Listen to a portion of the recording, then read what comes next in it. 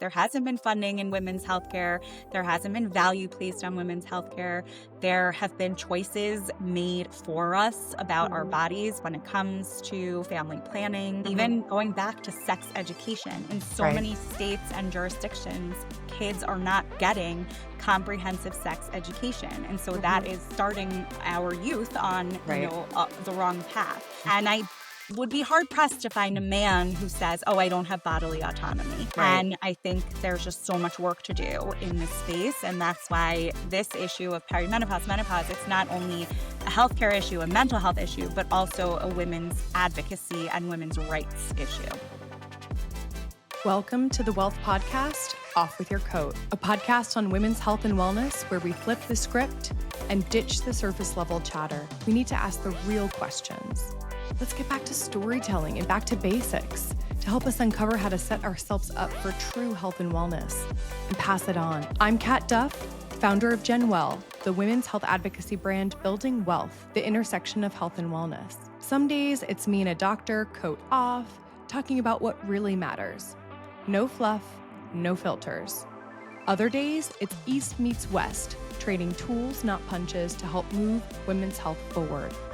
We're building generational wealth. Come with us. Coats off, let's go. Welcome back to Off With Your Coat. Ladies, if you grew up burning CDs, putting up away messages, and can name 3 Mary-Kate and Ashley Olsen movies, I particularly love Passport to Paris, this episode is for you. Today, we have an empowering conversation with Lauren Tetenbaum, also known as the Counselor on Instagram.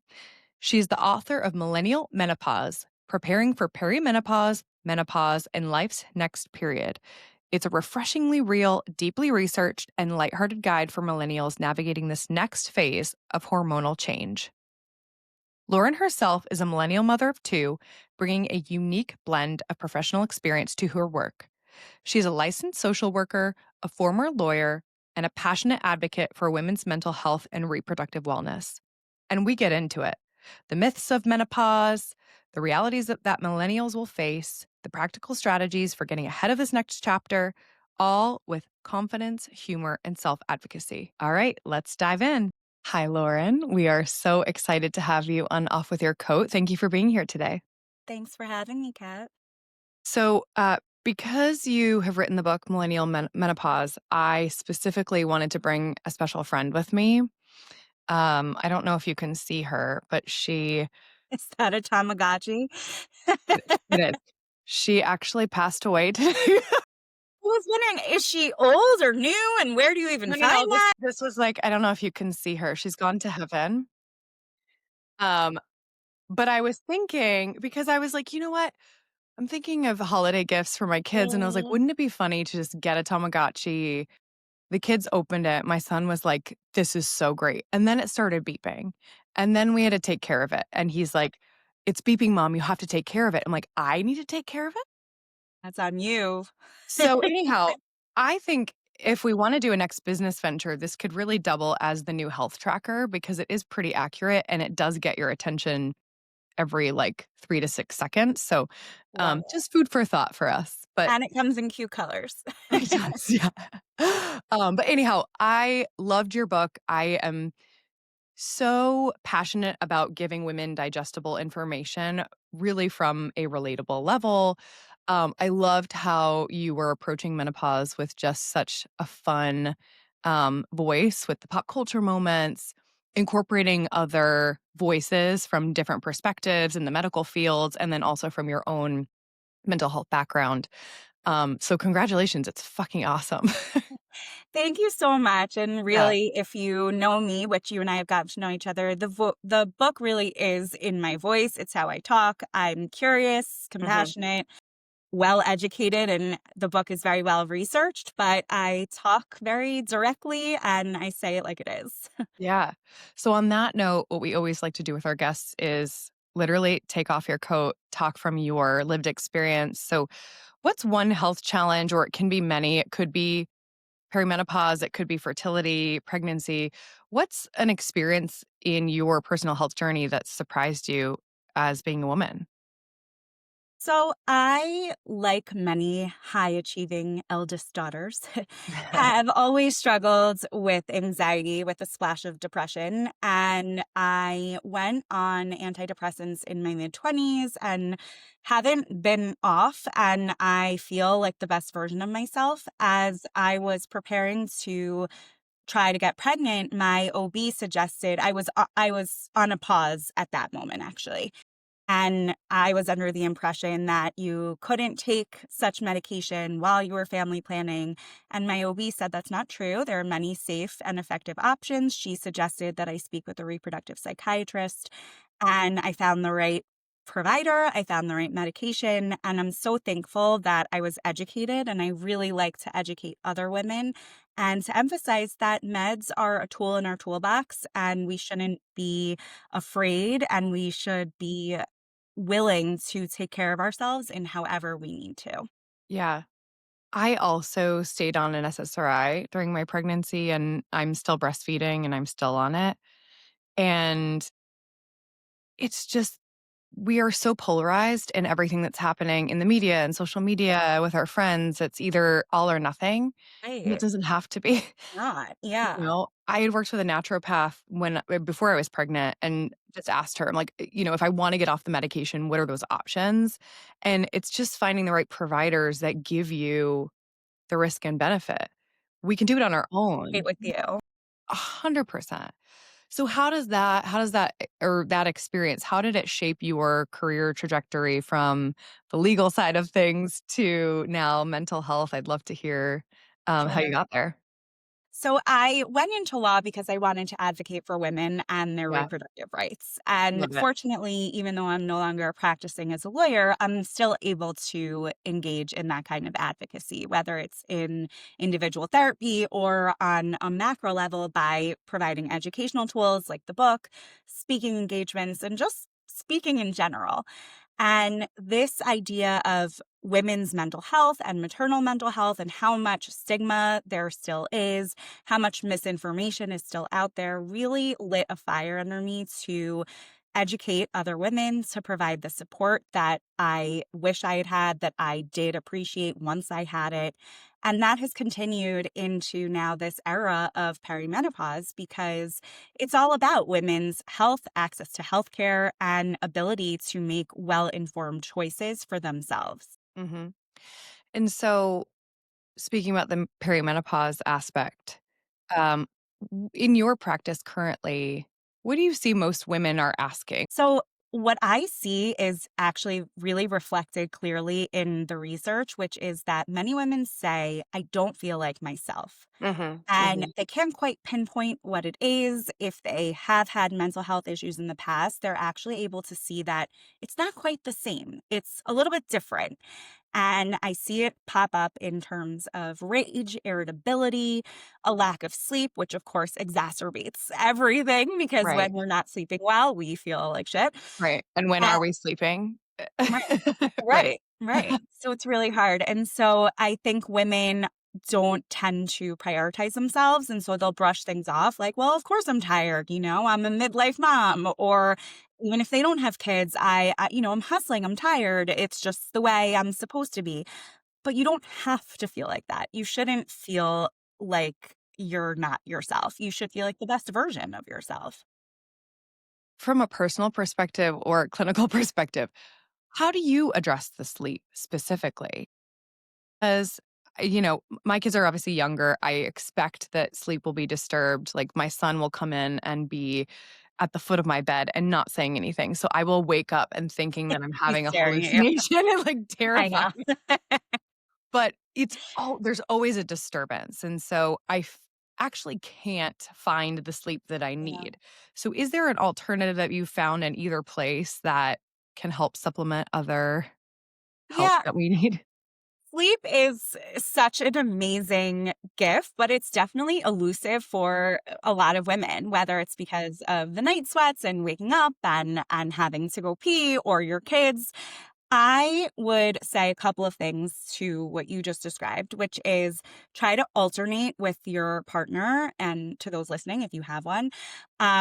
to get a good night's sleep at least, every other night. And this goes for breastfeeding moms too. Like you want a minimum of 5 hours consecutively. And Mhm. even if you're nursing, you could do it.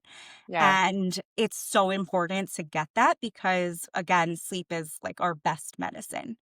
The other piece is do whatever it takes to get good sleep. I remember that I sleep trained my son who was my first, and we were really strict about like not going in and not giving a bottle, and he responded well. My daughter, my second, until she turned 1, and it's not like we did anything magical on that day, but until she turned 1, she would wake up in the middle of the night, she would want 2 ounces of formula, and she would go back to bed, and the whole thing took 15 minutes, and we did it because then we just went back to sleep. And similarly, today, we tell our kids, "You have to go to sleep in your own beds, but if you wake up in the middle of the night, come into ours," because that's what works for our family to get Mhm.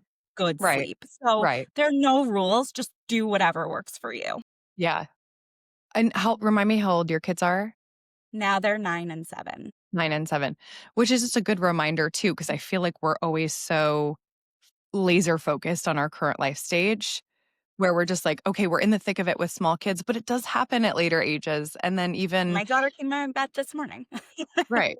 She went back So it to doesn't sleep. end, which means we need to have some tools. So I love that perspective, which also brings me to the preparedness for life Mm, stages.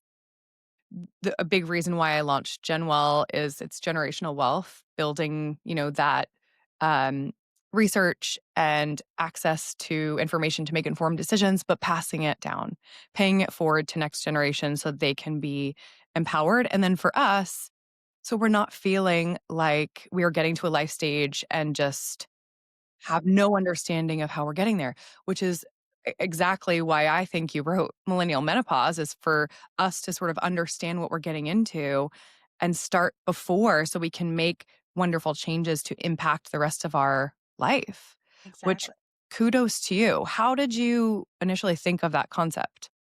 So that's exactly right. It was sparked by a networking event that I attended because I was just curious and interested in the topic of menopause. I thought to myself, why don't I know anything about this? I really am passionate about women's health and yet know nothing about this next chapter. And I was about to be 39. And the event was with Ann Fullenwider, who co founded Alloy, which is a women's midlife telehealth platform. Everybody in the room was older and kept saying things like, I wish I had been warned. I wish someone had told me. I wish I had information and support. And I genuinely walked out thinking, well, we don't have to look back with regret. We can be proactive. I believe knowledge is power. And I started asking questions, writing down answers, and turned into the book. I love it.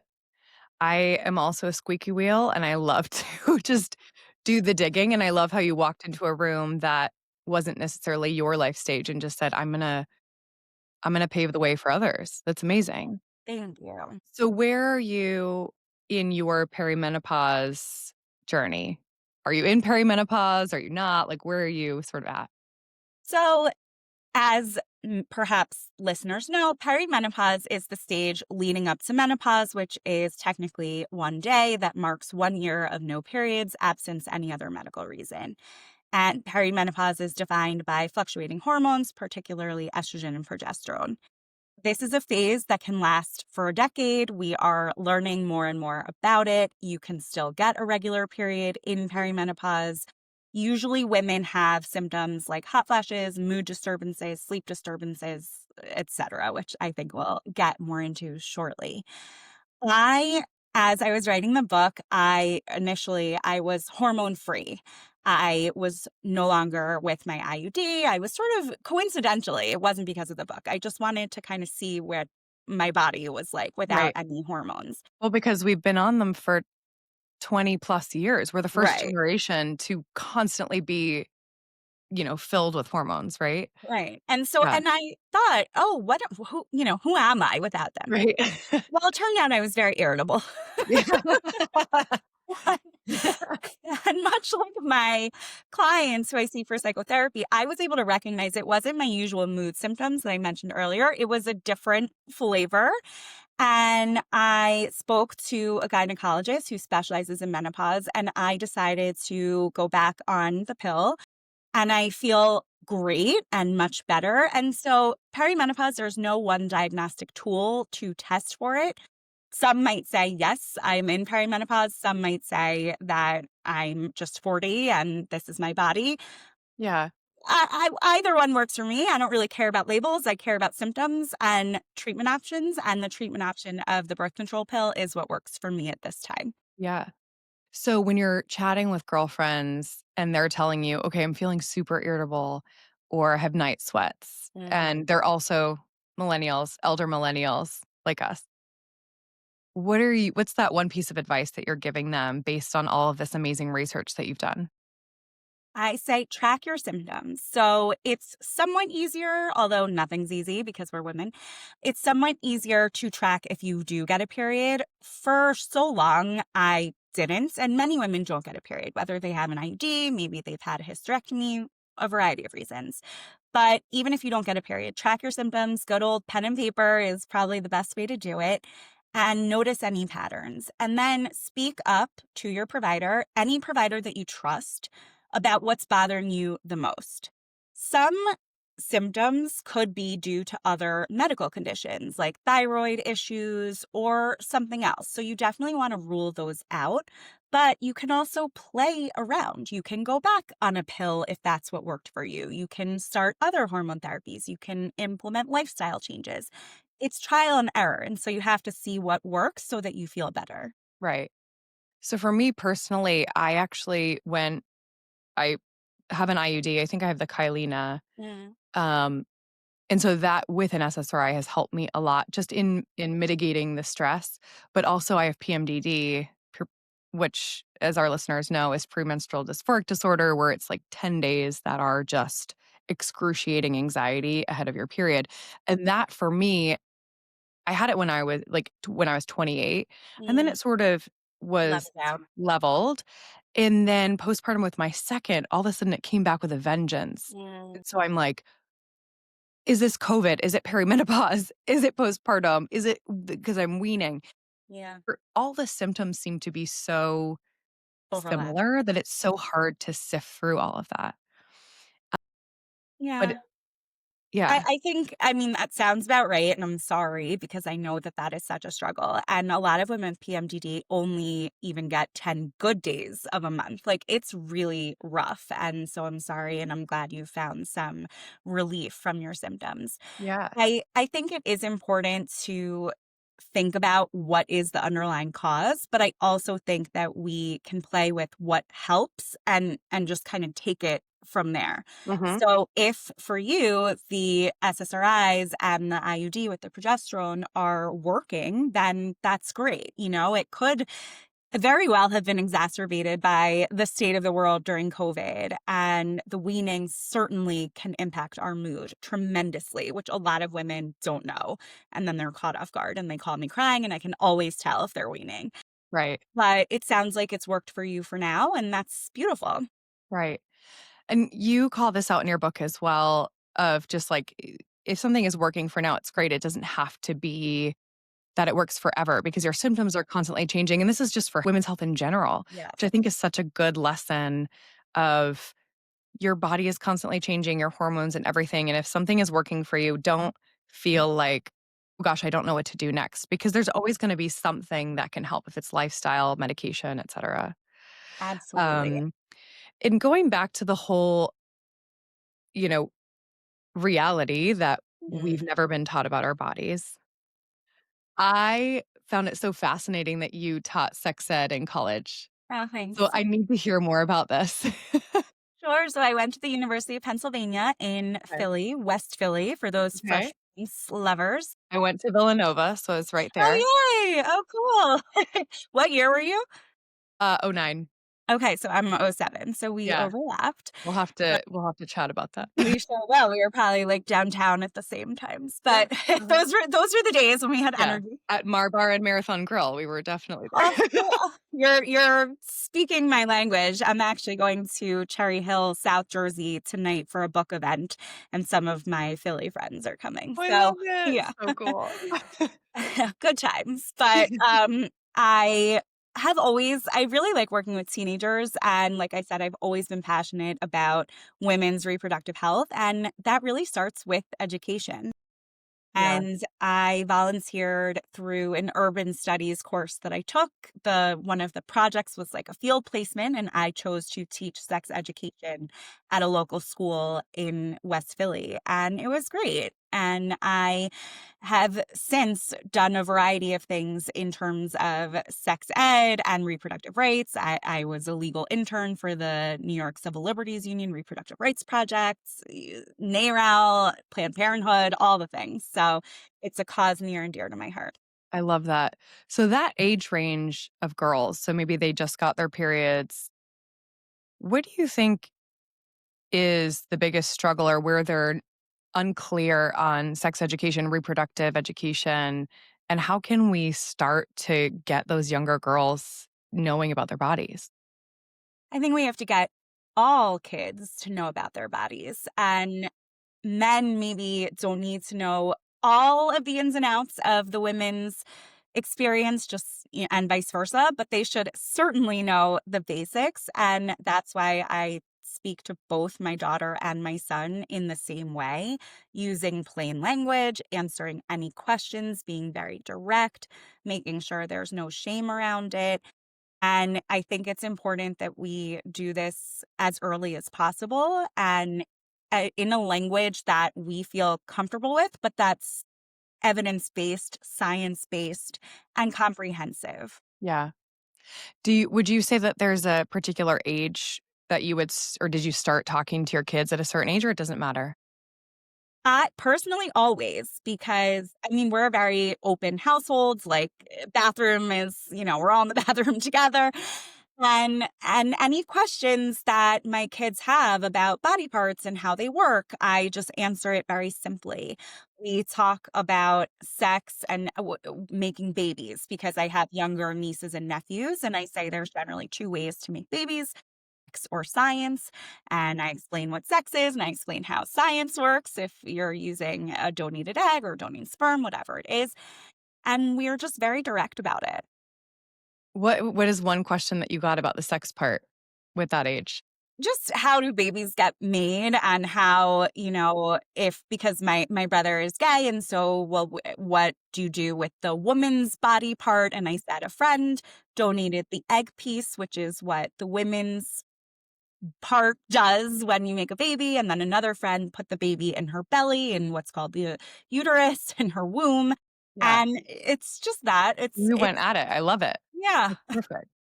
So my daughter is 1, and so you know, all of the mommy vlogs and everything are now like, yeah, use the correct terminology for everything. And so I was like teaching her about a vagina and she literally came up to me. I was like naked about to go in the shower and she just goes right up and she goes, Gina. I was like, great, good job. You found it. Aw.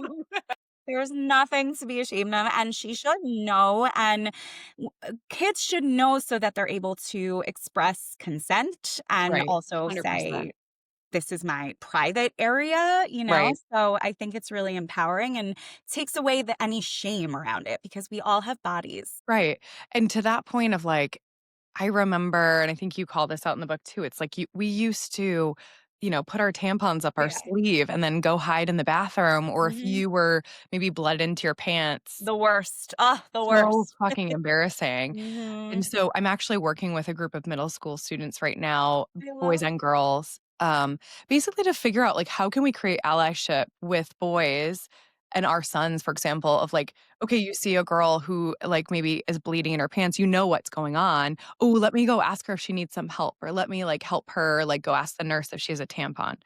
Like that I support is love that. so important. So important. Anyway, we started at the beginning. Now let's go to the end of Sure. the period. So, you share that there was a 2019 study where 80% of women under the age of 40 had no knowledge or little bit of knowledge of menopause, and I am in that 80%. Me too. So, so can you just give us the quick and dirty? You started to say before that, the idea that menopause is after, the 12 months of no period, And it's one day. I had no idea it was one day. I thought it Me was too, years girl. long. I didn't understand it. I knew menopause meant the end of fertility and usually came with hot flashes. I did not know when that typically happens, which actually is around the age of 51 in the US.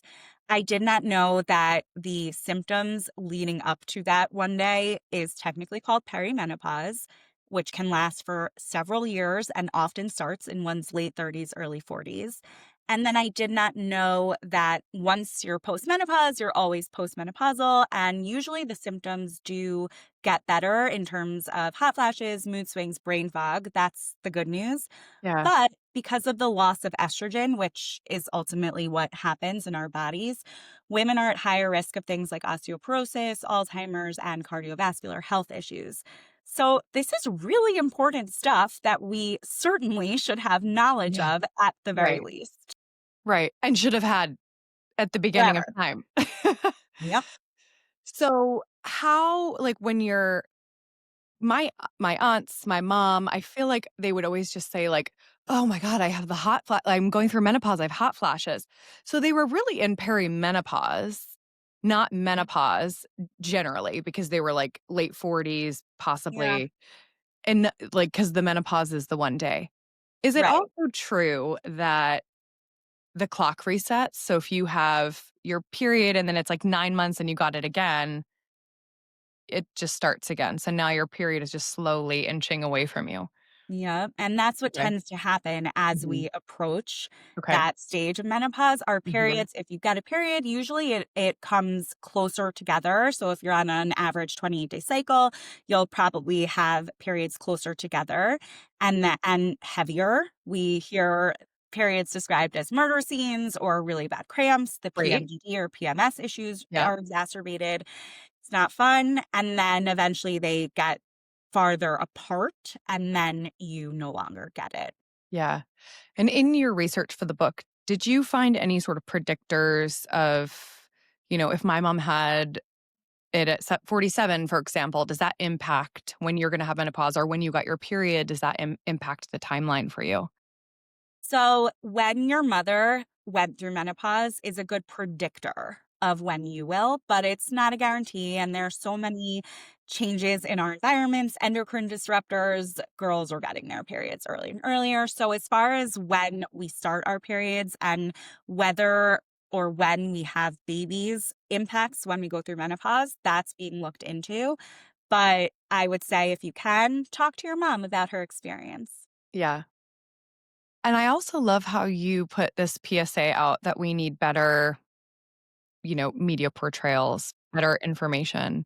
We were talking off air about social media, the misinformation. I don't know if you follow Dr. Jen Gunter, but yesterday she posted something and she was like, misinformation is misogyny, which for the Yeah. most part I actually agree with. But so Mhm. we're also on this mission to find these resources for women that they can trust, are relatable, and that are giving you both sides of the coin so that you can make informed decisions. If you have a couple of those resources for menopause specifically, what would those be?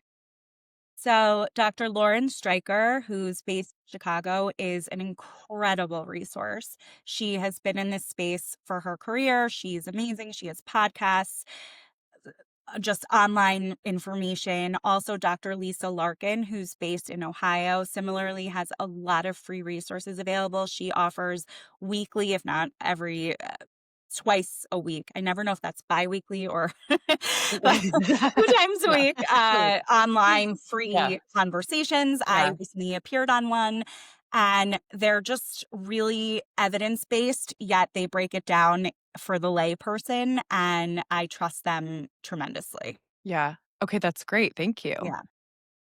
Because when we're following, or at least for me, I feel like I'm in the weeds on all of this, obviously, because that is what I'm doing for my career.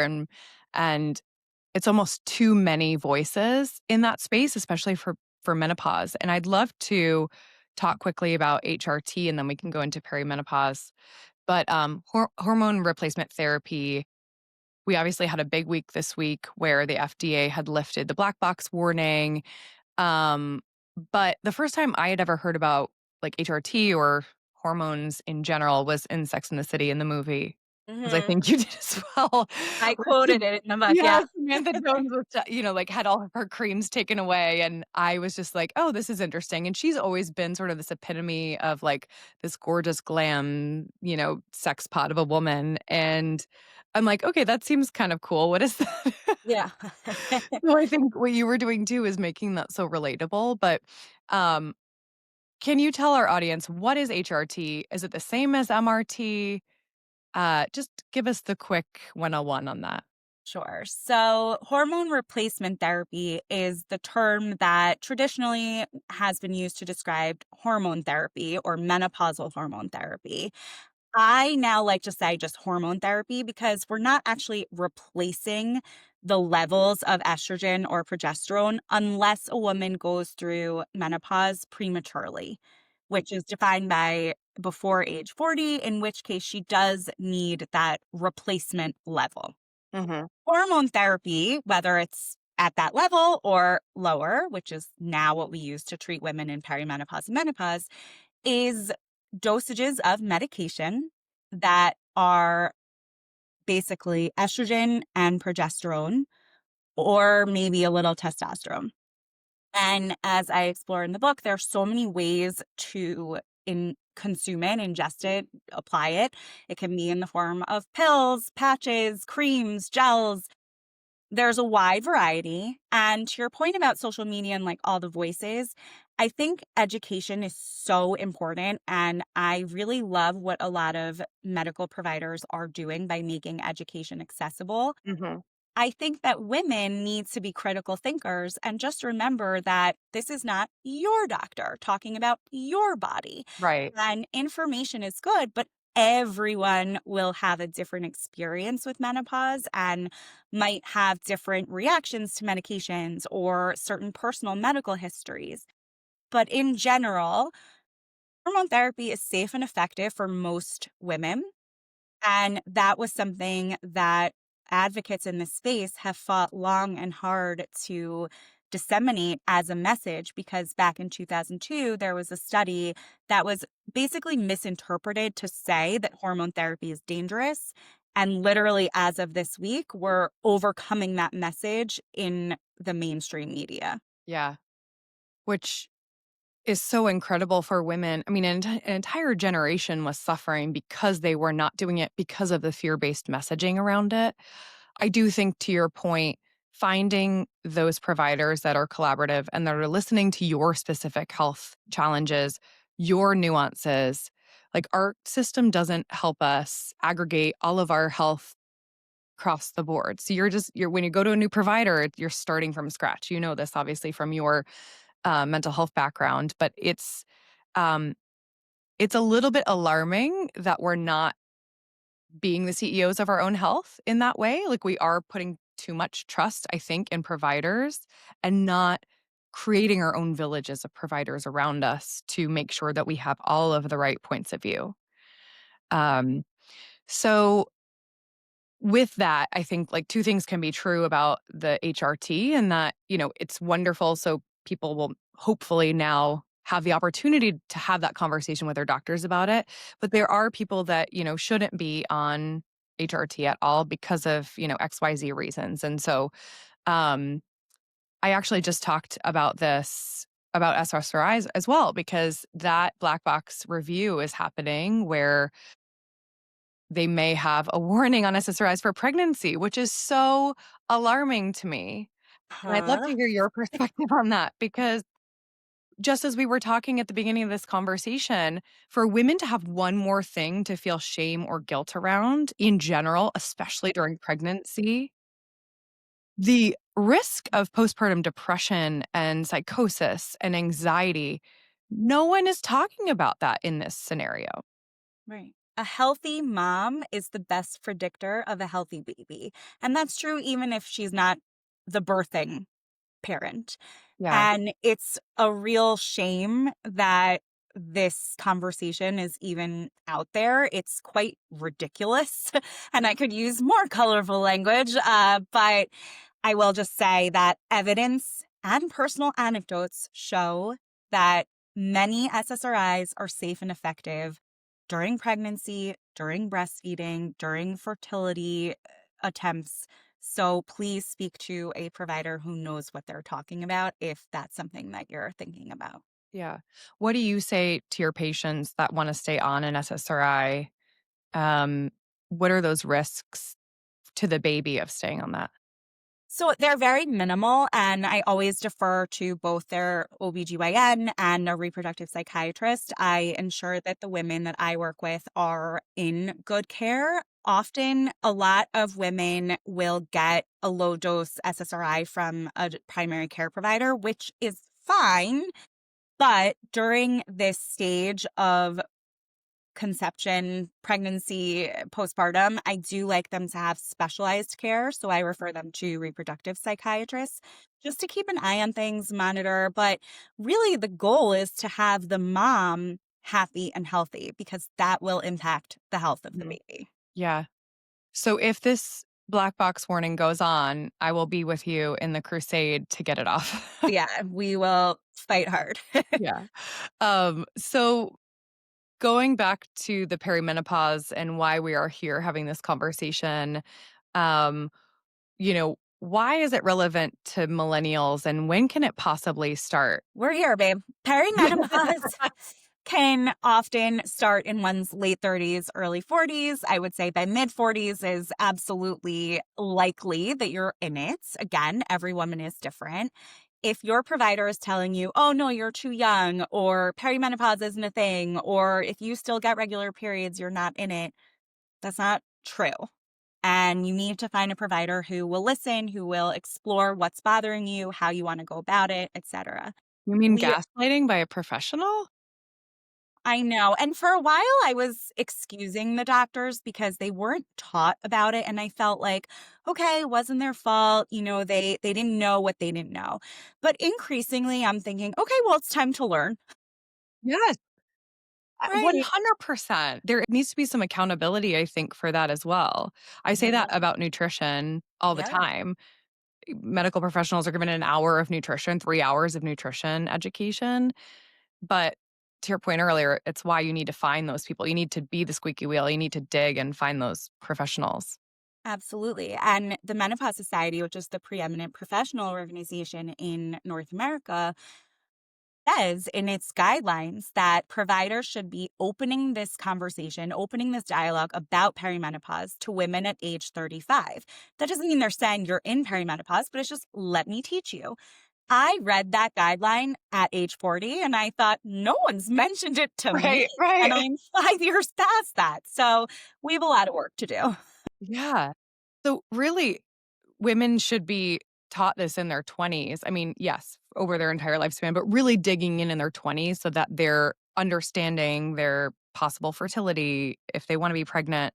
And then the menopause, because it does so much is happening in your 20s that also sets your health up, Yeah, your hormone health up in your 30s and 40s. So that's another just thought to ponder and sort of question that I have for you as you were researching is I'm very much like Eastern and Western medicine. And I love how you address that also in terms of like treatments and proactivity for perimenopause, menopause. But you were saying, other things can be mistaken for perimenopause if it is, thyroid conditions, autoimmune, stress. fibromyalgia, stress, postpartum, which we can get Yep. into in a second. But Mm, um, there's also this huge moment in time where we're also this generation that is exposed to so many toxins in our environment and estrogen mimicking chemicals like xenoestrogens, like as you were saying before, endocrine disruptors in our fragrances and our cleaning products, in our air, in everything, microplastics. Two questions. One, do you think women are going to be getting menopause earlier because of these endocrine disrupting chemicals that we're exposed to? And also, can it be perimenopause or that maybe we were just unwell or metabolically unwell? So I can't answer definitively because I'm not a medical provider, but I will say that especially also with COVID and the COVID vaccines, which I'm a fan of, but we are learning as we go. Mhm, So these mhm. are issues that we should and need to keep an eye on. And so far, the average age of menopause hasn't changed, but let's see what happens. And with all the girls getting their periods on average a little earlier now, I am curious what that will look like in 30, 40 years when they're going through menopause. So it's something to keep an eye on. It's also on the flip side, there's research being done about preserving ovarian function and essentially delaying menopause, which is really interesting. And not always a slam dunk either, because we do Yeah. love our ovaries. And when they stop functioning in menopause, that's when we become at higher risk of all of those diseases we mentioned earlier, conditions. But maybe women shouldn't be having ovaries that are functioning in their 60s and 70s, So there's so much unknown. Right. That's such an interesting point because we are living longer, but we're not living healthier because we haven't addressed what we should have addressed before menopause. So women are in nursing homes with dementia. I've seen that with my own family, which is so disheartening and heartbreaking. And with Frail, they're osteoporosis, breaking hips. Yeah. right? Like the number one killer of women is heart disease, which no one is No one talking talks about, about but it. they talk, everything is based on men, which is fucking fantastic. So, as we're looking at that, I think going back to your position, which I think is so wonderful, is that you treat the symptoms rather than the diagnosis. So it really doesn't matter if it is perimenopause. It doesn't matter if it's, a thyroid condition. You need to look at those symptoms. For me, and again, I'm still breastfeeding, so that's probably part of this. Um, but I have horrible night sweats Mm, leading into my period where I'm like taking my clothes off. yeah. Um, putting on, like, 3 pairs of socks afterward to try to just regulate my temperature, My and friend has a sleepwear line that you've gotta check out, yes, Adjomani, and it's amazing yes, for okay, night you'll have to sweats send and it to me. temperature control. Yes, okay. So that and then I've been having hallucinations, which is really something. It's not my son at the the base of the bed, it's actually, like, I see creatures coming at me to the point where I've been screaming, like a night terror almost, Mhm. and just before my period. I actually had that during pregnancy, so Mm. my gut is saying it's probably because I'm still breastfeeding and my hormones are like, "Can you please stop? Because we need a rest." But what are you seeing amongst your friend group, millennials? What sort of symptoms are you seeing that are most prevalent? Certainly night sweats, Yeah. hot flashes, but even before that, we see a lot of low libido, Mhm. fatigue, brain fog. Why did I walk into this room? Yeah. What am I looking for in the fridge? What's this person's name? The irritability, the anxiety that pops up, the waking up at 4 a.m. and not being able to go back to sleep. That tends to happen a little bit earlier than the hot flashes. And then it sort of can get just hit you and snowball. And that's why I am such a fan of advocating for what you need before you really need it. For Mhm. example, in the Yeah. workplace, if you're a younger millennial and you're in your early 30s and you're likely, somewhat far away from menopause, you should speak up for menopause benefits, because if you're really in the thick of it and struggling, you're not going to want to add anything else to your plate. So Right. this is why knowledge is power and we have to be proactive. Right. And I think it's removing that stigma around it Yes. too, especially in the workplace. Mhm. I don't know if you've ever seen this meme and it was like Gen X taking a vacation is, "Oh, I'm not taking a vacation. I'll take 1 day." Yeah. And then for millennials, we're like, "Oh, I'm going on vacation, but you can reach me on my beeper and my Yeah. cell phone and this, and I'll be available to anything you need." And then Mhm. it's just Gen Z, crickets. Bye. But power to them, like, honestly. Right. To your point, it's like we need to remove the stigma, especially in the workplace, of asking for that mental health day, of Yeah. asking for menopause support, pregnancy Mhm. support, all of that, because they're not like if you're getting it, you gotta take it because Yes. that also is few and far between in terms of resources for folks. Mhm. Um, so then another question in terms of figuring out, am I in perimenopause? How does that differ with postpartum? Because we're having babies later in general. It's like whiplash. You're Yeah. like, to your point, postpartum, I'm leaving my cell phone in the refrigerator. But is that because I just had a baby? Or is that because my hormones are raging because I'm like entering into that phase? So, sort of one and the same. Like, your Right. hormones are fluctuating and dropping after a baby, and if you're Yeah. breastfeeding, they're still a little bit Yeah. on a roller coaster ride. Again, this is where I think we get too caught up in labels, Yeah. and I would say to you, well, what's going on?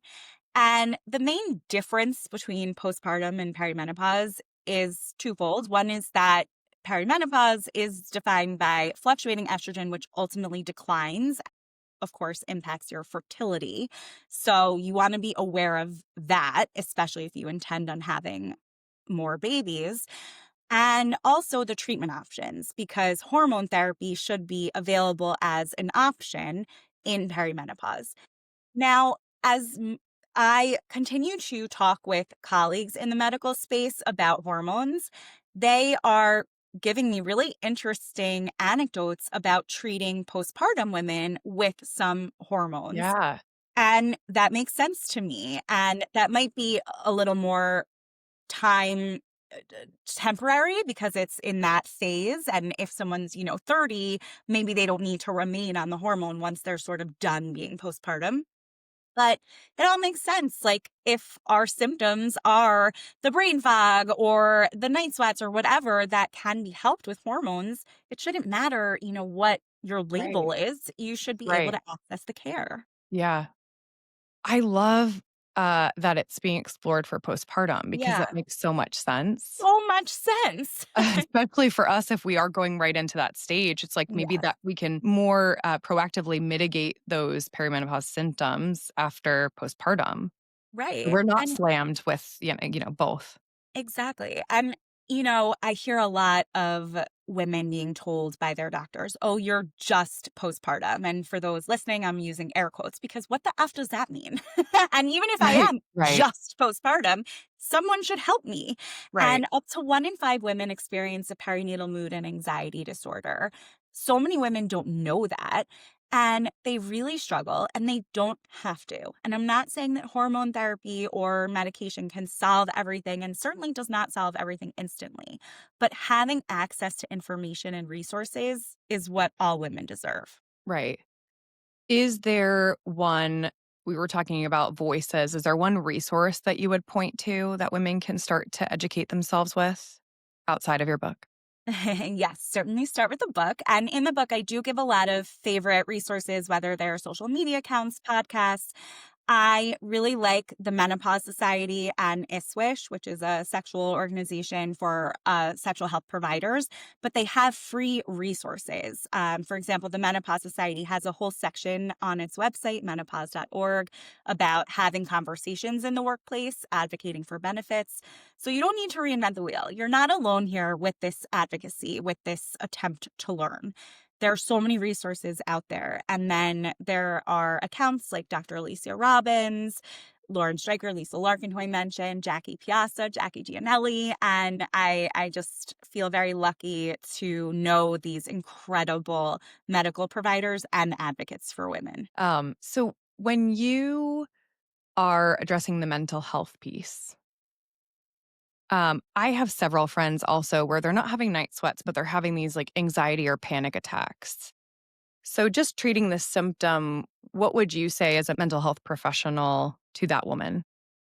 So again, everyone is different, but I would start with the tracking, similar to tracking the physical symptoms of what sparked this anxiety? What was the incident that made you feel a certain way? Was it something someone said? Was it, getting an email from your boss? Some women can't point to a specific thing, like they wake up, with that sudden pit in their stomach, but that's important to note.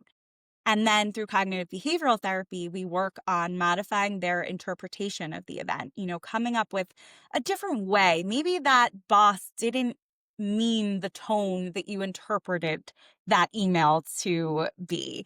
Or maybe, someone didn't invite you to something, but it's not about you and there's another reason.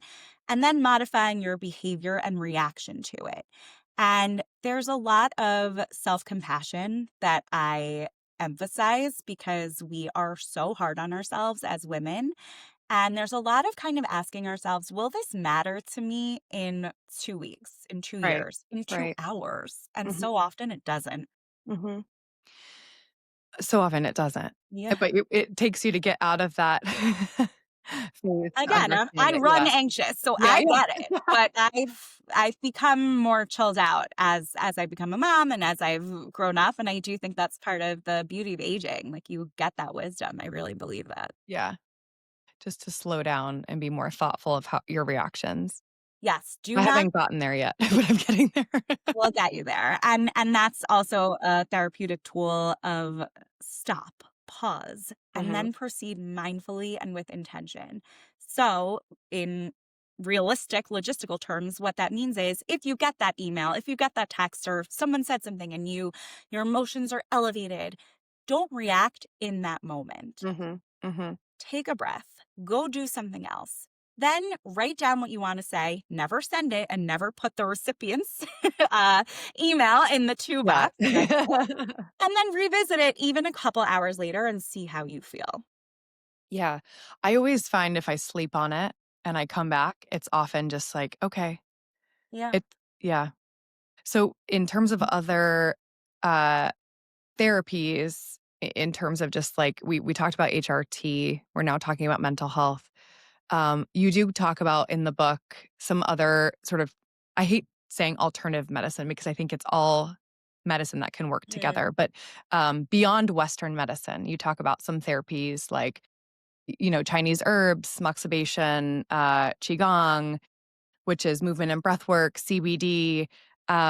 What's your stance on women just aimlessly buying a supplement for their hormone health? I do not advise that women aimlessly buy supplements, certainly on the internet. That wasn't a leading question at all. I mean, aimlessly is, yeah, it's a I supplements can be helpful. I think a couple of things. First of all, again, please remember everyone is different. So, what works for someone or what someone else needs might not be what you need. If you're going to add supplements to your body, you should make sure that you need it and that it's not causing harm, like liver toxicity or Mhm. contraindicating a different medication that you're on. So please do the appropriate blood work, talk to your provider. If you're afraid to tell your provider that you're on a certain supplement, that's a red flag. All that being said, some supplements and vitamins, etc., can be helpful. I also am a big fan of if it's not harmful and you like it, go for it. Yeah, totally. But do Right, talk to your provider about it. And some women really love and feel relief from something like acupuncture and medical massage, and other women don't, and that's okay. You have to do what works for you. right. Going back to that, CEO of your own health. Yes. It's what we sort of preach all the time is like, how do we create that toolbox? And that includes practitioners, clinicians on both Eastern and Western medicine, but it's a trial and error. And to your point earlier, it's constantly evolving, and that's okay. Yeah. Is And it's there hard because I get it. Like, we are so tired. We don't have time to find the provider and trial and error and do all the things. But we have to make the time because our health is our wealth, to your, whole platform. And I really loved learning about the Eastern side of treating menopause through my friend, Dr. Kathy Casey, who is so collaborative. And that's something I loved about her because she is a doctor of Chinese medicine and she frequently collaborates with Western practitioners. And Mhm. that's what I want to hear and Yeah. see.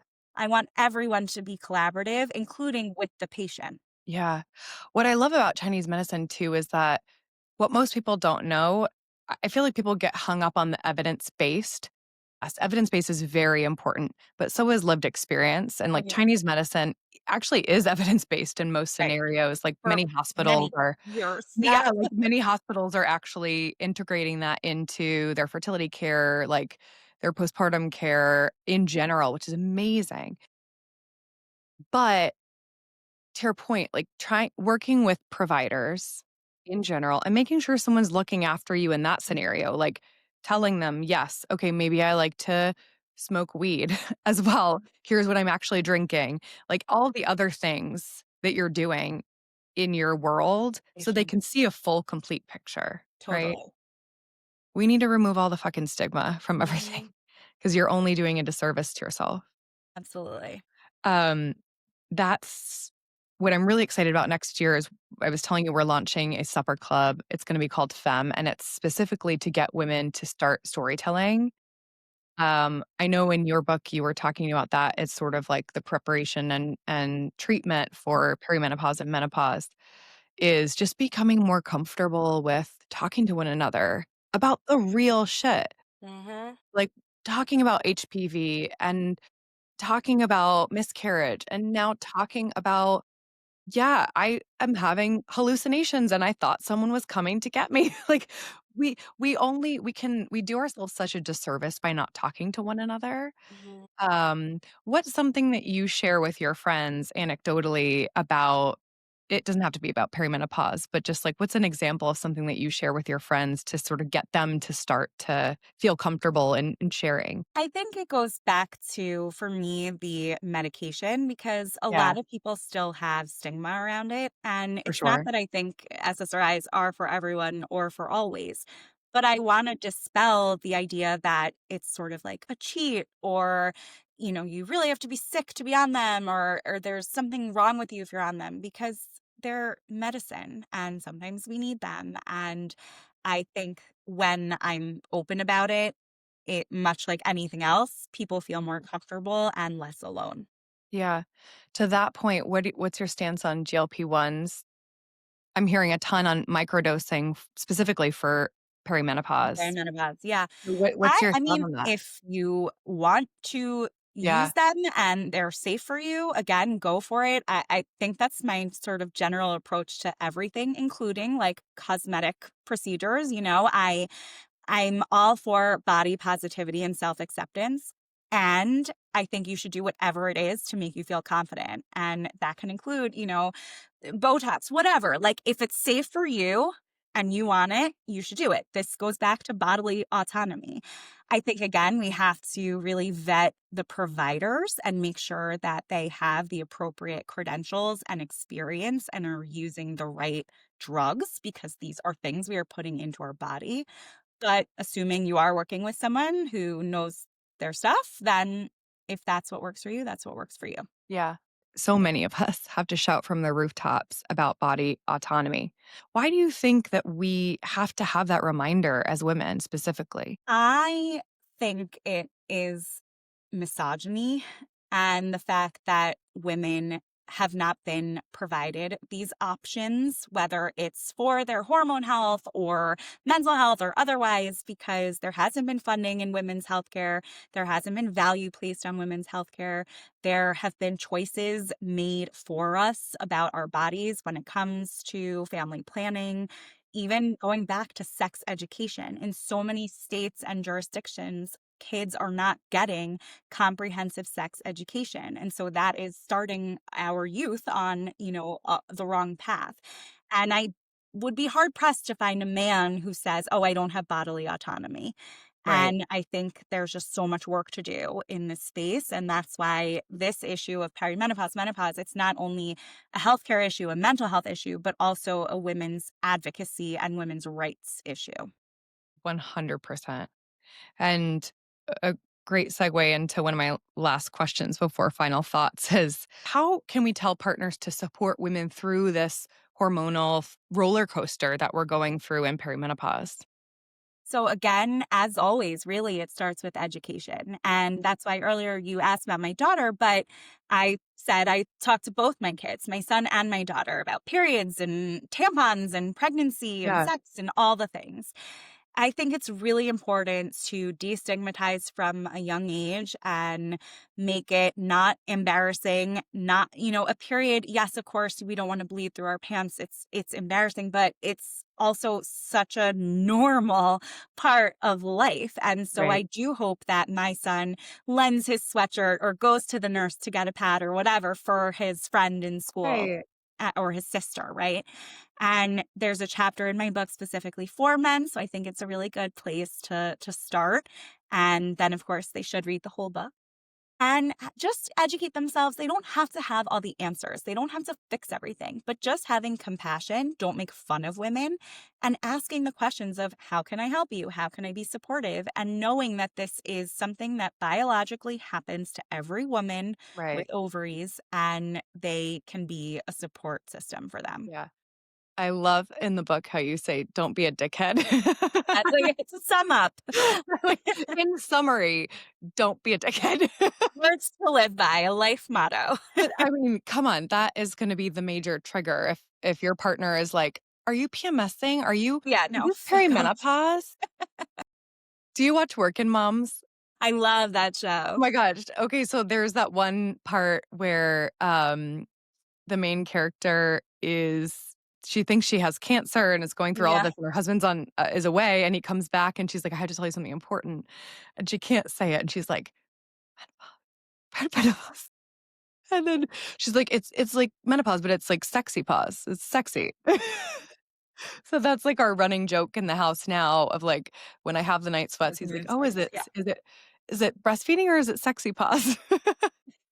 But that's great, and I mean, so many women experience a wide variety of symptoms, and just Yeah, knowing what you're going through and what helps you. Like, if that means leave me alone, I need my alone time, I need to take a bath, or you've got to deal with the kids, like I need to sleep, or I'm moody, whatever it is, you need to be able to express that. And hopefully, you have a partner or others in your life who yeah, will support you. yeah. Love. A few final thoughts and questions for you. Any social media myths or myths in the media that you've seen that are really harmful to women in our stage of life? Would reiterate that Yeah. everyone is different. So, social media can be an amazing tool to connect, to learn, but please don't take anything on there as medical advice, even if it's from a doctor. And also be careful about who is giving you that advice. I actually like to stay off social media to the extent that I can because for me it's like not great for my mental health, but I will say there are positives like connecting with like-minded people like you, and I think it can also give us a good laugh. That's always good. It's good to laugh. Yeah. I had sent you this, but I love Just Being Melanie. Yeah, Who the did We like Do with Not We Care Do Not Club. Care Club. Totally. Inevitably, she's talking about something or she's like, "Oh, we do not care that I have, like, a black chin hair," or something, Yeah. and sure enough, I have, like, the same one that's popping up on my neck. Well, that's the thing about our Yeah. hormones. Your hair gets lost where you want it, like on your head, and grows in places you don't want Right. it. So, So when are we gonna start doing the transplants? Like right. Well, that's a good business idea. Um, where specifically do you think we need more women's health research? If there's one particular topic you think we need to dive into first? I would say that for women with health conditions, whether it's autoimmune issues or histories of cancer, we are so often talking about a woman of average health, and my book is also. And I wish I could go into the nuances of other women. I don't yet. But I think certainly everyone deserves care and quality care. And so I think we really need a lot of research on conditions that impact women and then what their options are. Yeah. Maybe we need to do a part 2 with women, with PCOS and endo, because I think those are 2 of the glaring things that come up, and, they obviously have a harder time, I think, through this process. Absolutely. What are the first three things if a woman is listening to this podcast, she's a millennial, what should she be doing directly after this episode to start to address her health? Track your symptoms if you're feeling any. Research providers. So if your doctor is someone you like, ask them, what do you know about menopause, perimenopause, and what's your training? If they say, well, I don't believe in that, or I don't see hormones, that's a red flag. If they say, I'm not sure, but I'll look into it or I'll refer you, I would take that and then proceed. And finally, I would say implement strength training. It is Mhm. so good for us, for our bone health, brain health, our muscles, everything. And you can do it with a friend, which also helps with social connection. And that's also really good for all of the above. Yeah. Oh, I love it. Is there anything else we should be doing proactively in terms of hormone health? I would say emphasize, prioritize sleep, which again, I know it's hard, but carve that out as a priority. Stress reduction, which I also know is hard, but you deserve that. And it's really important for our physical health. It's not a byproduct, it can really impact everything.